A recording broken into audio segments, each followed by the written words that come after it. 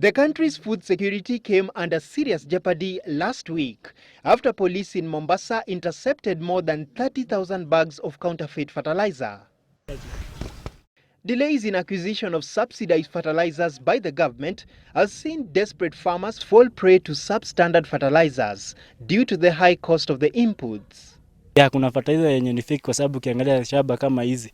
Ukiangalia sasa inakuweko, lakini ukipanda na fertilizer kuna kwekwe zingine zimetokelezea inakuja na kula hata mahindi yote. Unakuta kwekwe ni kubwa kuliko hata mahindi.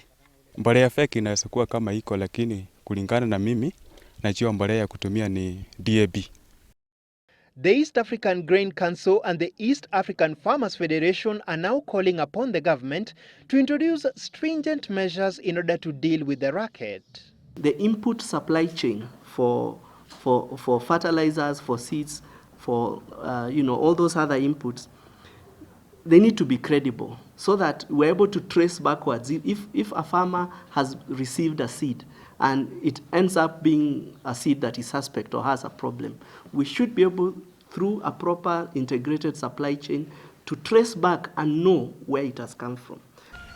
Farmers have had to opt for cheap and known brands from unreliable distributors after the government failed to purchase subsidized fertilizer in time for the planting season due to the budgetary constraints in the lead-up to the just concluded electoral process.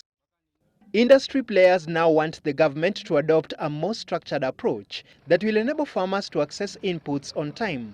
I think what we need to guard on and check on is to ensure that